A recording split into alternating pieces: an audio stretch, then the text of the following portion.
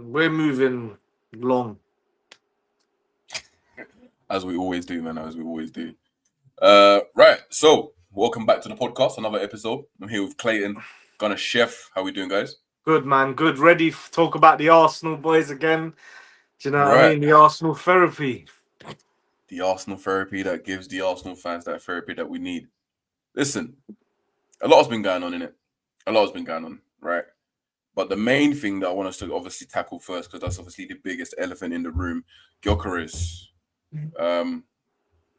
What were you saying, guys? What were we saying? I was just saying, just before we went live, it's going on too long. And then I saw something that Man United have come in for him, and I was like, but then Fabrizio came and said, no. The thing that makes me happy, he only wants to come to Arsenal Football Club. And the guy that's actually one of the best in the world in his position wants to come to us. We're taking the mick with pennies. I'm hearing it's 2 or 3 million. Bruv, just give them the money. That's Marquinhos money. That's what we paid for someone like him. I don't need this to carry on and get bigger and as long as it needs to be. Slap the money on the table. Just make the fans happy. We're sick. Now, do you know what they do? They suck the fun out of the transfer. The transfer window, yeah. It's not. Now, we're gonna be like, oh yeah, we signed him. Whereas we'll be like, oh my god, we've signed Gyökeres. It's gonna be like, well, thank God that saga's over. Yeah. And I don't like it being that way, man, because it reminds me of the doesn't make it Calafiori fun. deal last season. 100%, Clayton.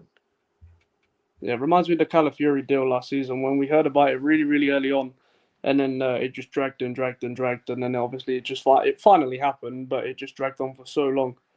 It reminds me of that, to be honest with you. I think it's one of them things you've seen obviously today. Like Liverpool just gone, yeah, cool. Hugo Ekitike over the weekend, sound. We'll get that done. Mad.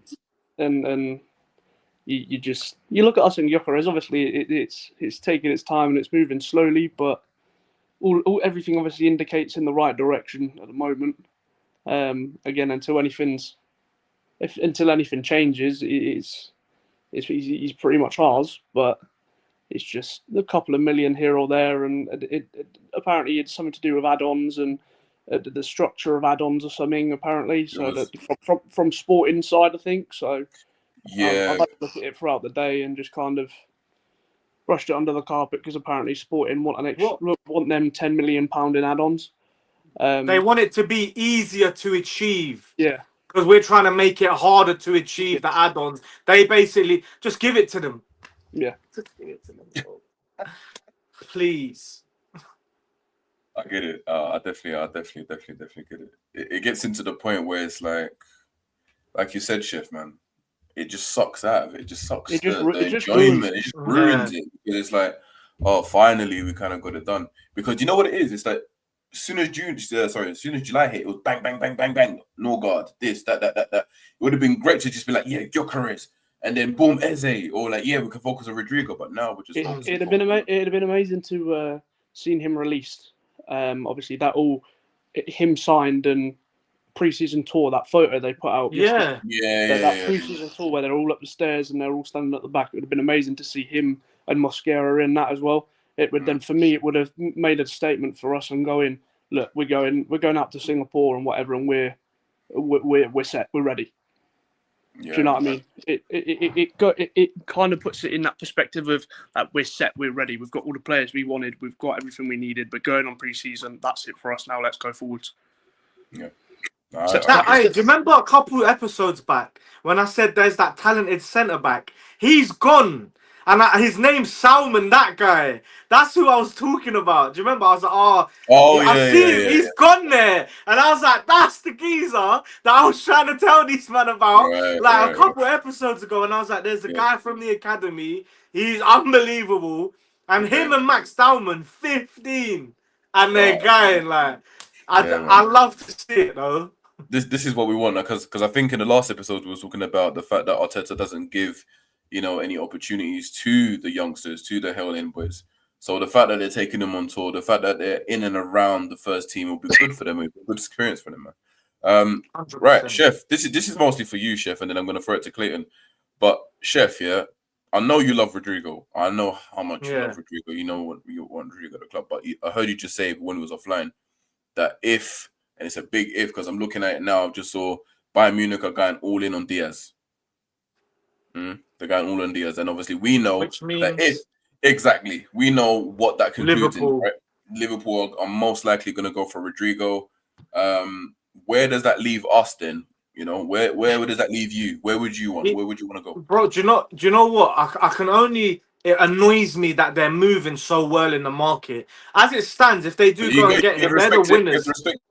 Yeah, like I can only say that because they're moving like an elite club. They've won the league, and they're not saying, "Oh yeah, no, we've won the league." They're saying, "Nah, we need to get him over." Like Clayton just said, Etatike, bang, and it was done. Here we go. Like I remember 2 days ago, I was thinking, "Oh, Newcastle's gonna get him, and it might release Isak." They went. They asked for Isak. When they said no, they said, "You want Etatike?" Ha! No chance. And when they got him instead. And it's like, I'm thinking, okay, look, but I want us to go. And you see how they go and they put an offer in. Why don't we do that? Why don't we go to Real Madrid and just say, you know what? 90 million, are you going to take it or leave? Or whatever it is. 85 million, 75 million. The way Liverpool done things last season, and in terms of they balanced their books out quite well. They didn't actually spend a lot. It did next to nothing last season, which has allowed them to have this sort of spending power this season, which has obviously gone in Liverpool's favour a lot. Because when you look at it, you've got obviously they've signed Wirtz, Frimpong, Milos Kerkez, and obviously now Ekitike. They didn't spend next to nothing towards last season. So that's why they've got such an armory. But we can spend 200 million and not have any PSR trouble. So we've got power. Obviously, we spend 60. We're gonna get what's it? If we spent the thing is the Madueke money is this is why Arsenal fans are upset because it takes up a major chunk of what we wanted. But if you said to all of us three, would you rather put that 52 million and 30 on top and go and get Rodrigo? 100%, because he's the difference maker in the team and he's what we need. We need outgoings. I feel like that's what we're gonna need to do. I reckon we'll still get a left winger. Like I think Eze someone else, but you don't think so? Honestly, I think we're not gonna go for Rodrigo. You think Madueke is gonna play left wing? I think it's gonna be Madueke, and we're gonna go for Eze. That's what I think, and then it's gonna be done. That's what I honestly think. I don't think we're gonna go. Eze can play on the left though. Honestly, I was just before I'll rotate it around. Yeah. Just before I logged on, I was looking more at Eze, and if you look at his heat map is literally all on the left, all on the left, and then he cuts in, right? And then Martinelli's one, yeah. Exactly. The way Crystal Palace play and Oliver Glasner, they play a very similar formation to the way Manchester United do. They play with the two 10s. 2-1, yeah. So obviously they have Eze plays on that left hand side of the 10. He plays that left 10, so that's why Sarr plays the other, doesn't he? And Sarr plays the other 10, and obviously Mateta up front. And he's not the way cold. they play is he's not cold, man. You love throwing that word about, bro. I like him, bro. I think Ismail Sarr is a good player. He's good. I think good, but he's not cold. Ismail Sarr was good when he was at Watford.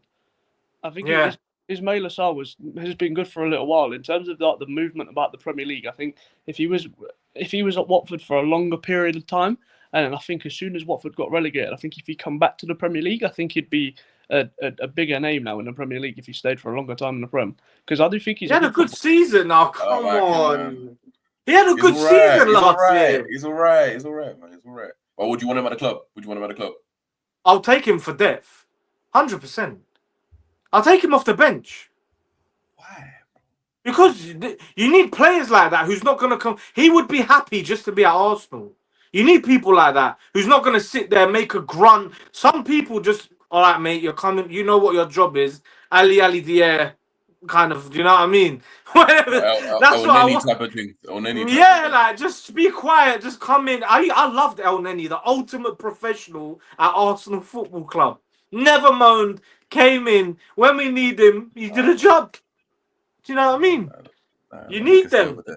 You can stay over there, man. You can stay over there. I don't want him.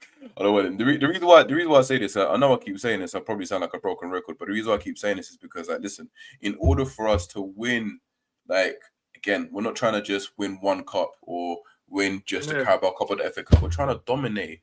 Do you know what I mean? Like, I want us to at least 2-3 seasons, at least, for us to be on top, like bang in a row, just how we finished second 3 times in a row. For us to win trophies 3 times in a row as well. And the only way you can do that, my bro, is if the best of the best, man. You need the best. You need quality. Like, it causes grief in the side. Sometimes that's you what do. Look, Divock Origi. You need a Divock Origi. Knew he was never. When the time came, he just, you know what I mean. That's what you don't always need some people to fight for position, because then there becomes discontent in the side when they don't play. When the other person's taking their position. That's all part of rotation, no? No, of course, but Arteta's not a rotating man.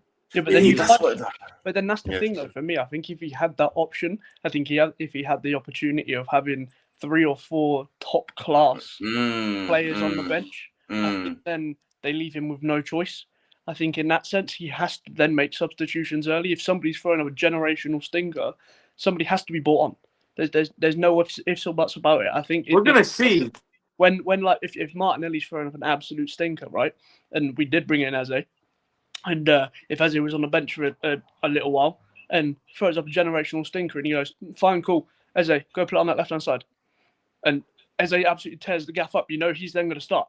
You've got to have, for me, a couple like 4 or 5 world class players that are teetering constantly. There's got to be that high level of competition consistently. Liverpool's got it. Yeah, man. Liverpool's got it. Manchester City had it. Manchester City, yeah. When they done the treble, look at the bench. Look at Man City's bench when they done the treble. Yeah. Yeah, no. I agree, but I don't trust the manager because I've seen him. Obviously, we don't know. We're going to see him with a better squad. He might play it differently, but I can only go off when we had 2 keepers. We thought Ramsdale was all right. He was playing shockingly shit, and he still left him on. Still didn't take him off, and he was staring at pigeons, and Raya was staring like, oh yeah, that. But that whole saga was a disgrace. Like, and it just, do you know what I mean? It was because, bruv, that Southampton game, like the whole thing with Ramsdale annoyed me. Like, we should have just. Do you know what it is? We made him look so shit that we sold him for nothing when he was worth money. He was worth some money. You should have just got rid of him. No, I believe that we can play with 2 kids. All of this crap, and then in the end, he just got rid of him anyway. Yeah, but I didn't realize how bad Ramsdale was gonna be like at Southampton. Like a bit of hope of me was like, yo, like show me, show Arteta. Show me what you. Yeah, show me why. He was awful, man. Bless him. Like, I love him as a personality, but he was awful. He wasn't amazing. He made some very, very easy mistakes. Yeah, but he's not a good goalkeeper. I'll be honest, he's not. He's not. And this is why, when he was worth money at the time, instead of just like coming out and saying no, because Raya is a very good goalkeeper. Again, you used it. But didn't we doubt him? I thought, do you know what? I thought, let's see what I didn't think he was going to be this good. He's better than I thought. He's a lot better than I thought. He's come out. He's making saves that are nuts. Crazy. Some of the saves he's made. But Ramsdale, when he was worth, we could have met. I'm telling you, at the time, before, when he was our number 1, we could have said, you know what? Let's not tell everyone else he's shit and sell him for 50 million. Instead, we told the whole world he's shit. Yeah, but then you can see, you would have saw that in his performance. Yeah, you would have saw highlight that. Like, I know, but Bobby was Clayton. I'm telling you. Yo, I think he made 1 sick save. I think it was against James Maddison when he was still at Leicester. Yeah, where edge of the box free kick, and he made an absolutely incredible save. For me, that's the only thing I remember about Ramsdale. Yeah. There's a free kick edge of the box, literally just outside the D. He's made a couple more. He had a couple good games. You know what it is? Yeah, is that our defense was that good that season that you just had to do your job as a keeper. You get it? This is the thing. When your players look a bit better, make a bit of change off them. Just make a bit of change off them. Like, and it could, like right now. Man said, Kivior's price has gone up. Kiwior came in. We could easily sell him for 30. We can link this to Liverpool, you know, because make a bit of change off them. They've just Quansah. sold Quansah for 35 million. But this is, see? They won the league. They said, yeah, he was involved, but he wasn't really, was he? Did you think? You know what I mean? They made 40. Here's a question to you, though. Do you think, Arteta didn't realise or didn't expect for him to be that much of a drop-off? No, for him to go and get a goalkeeper, he was just, do you know what? He's not a cutthroat manager. He's a nice guy. Like, he doesn't want to be horrible and just be like, unless they do something. The thing is, Ramsdale must have been an ultimate professional, coming in, working hard. He didn't want to be like, oh, you're not good enough. Whereas Aubameyang had issues and he wanted to get rid of him. I think there's sides of him where he can be very brutal. I think, don't get me wrong, there's sides. I think there's sides in everything where you need to be very, very brutal, and then there's sides of things you need to look at it and go at it with a side of caution. I think there's a few things that obviously Mikel Arteta has done. Obviously, we can all look at him and say he's done so many things wrong, but he's done a lot of right stuff though. Yeah. But again, you can look at it and again say when bad apples as such need to be cut out, cutthroat, bang, it's done. Yeah. But when then there's decisions that go, look, he's done enough for us in that sense. He's kind of been that extra step on, or like, we'll give him that opportunity to kind of, do you know what I mean, just to finish it off. Yeah, there's decisions. It comes with everything. It comes with every job, with every territory. There needs to be a level of side of caution, and then there needs to be a level when it's just gone, yeah, cool, cutthroat. No, I agree. I hear it, but I just feel like he was too nice to him. He should have.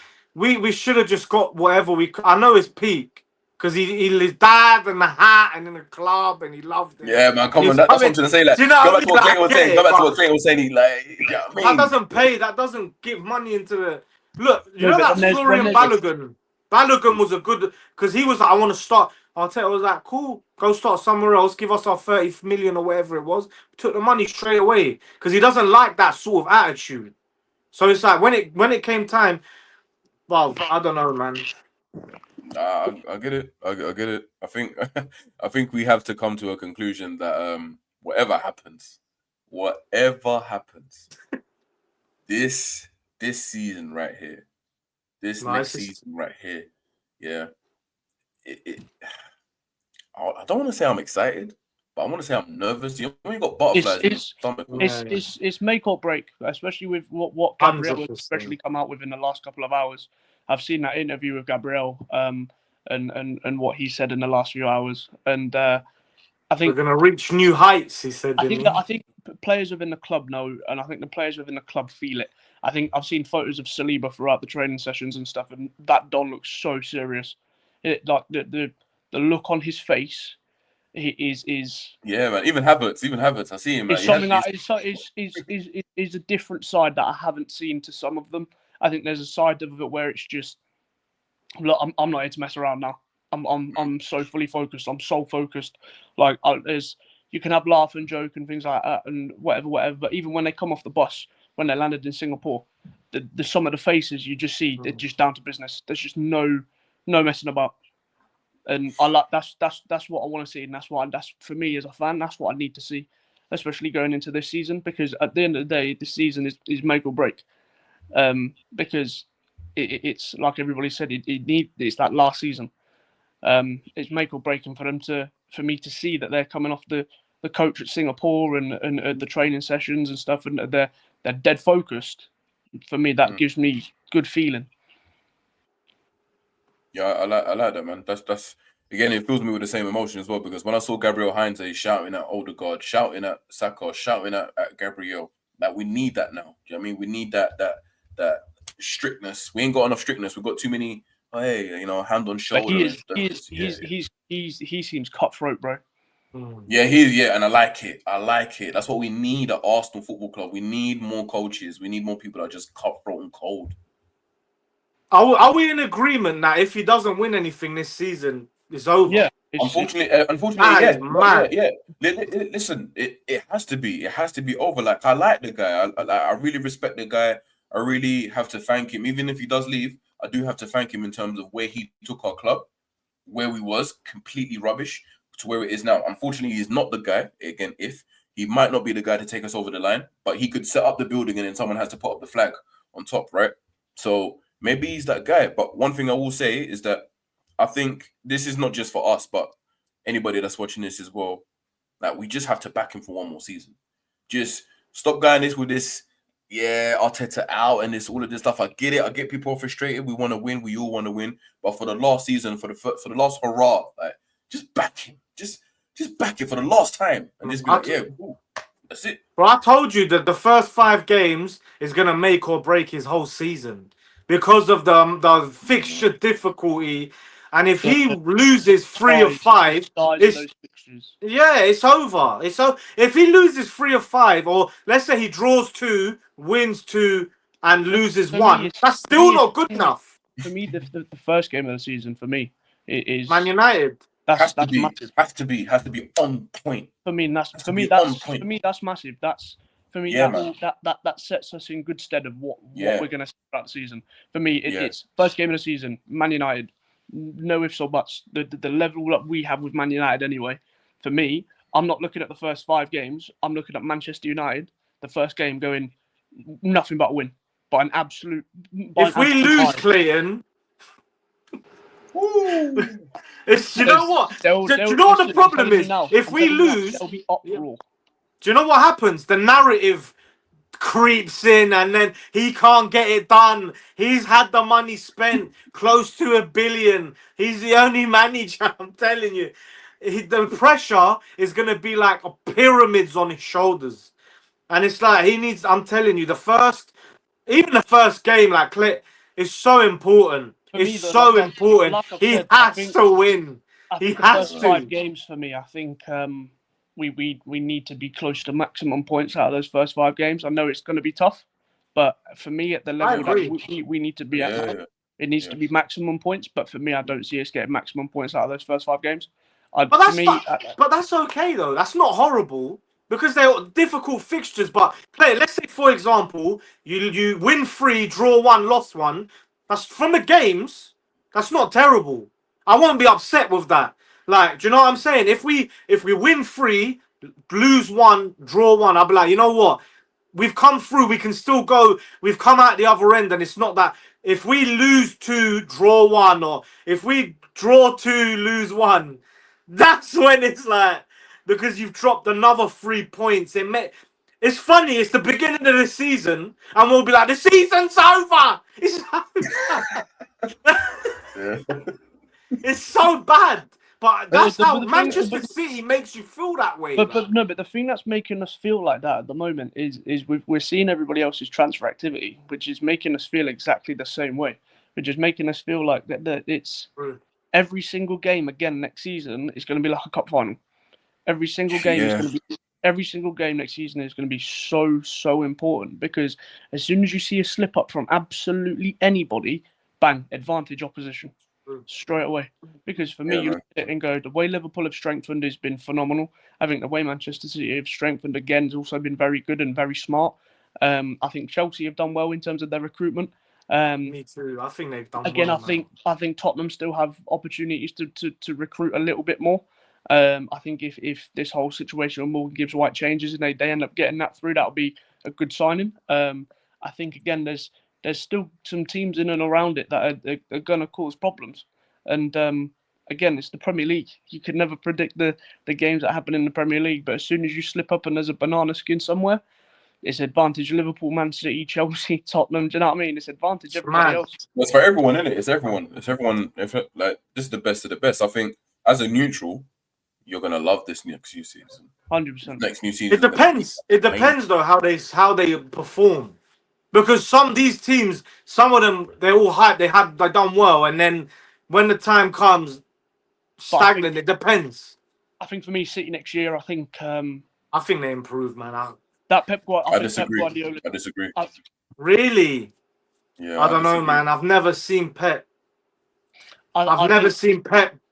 I think it's going to be the same idea of with us in terms of with Arteta, that last hurrah as such. I think Manchester City are going to go very, very strong into the new season. I think there's going to be that level of, we understand what Pep Guardiola has done for the last however many seasons.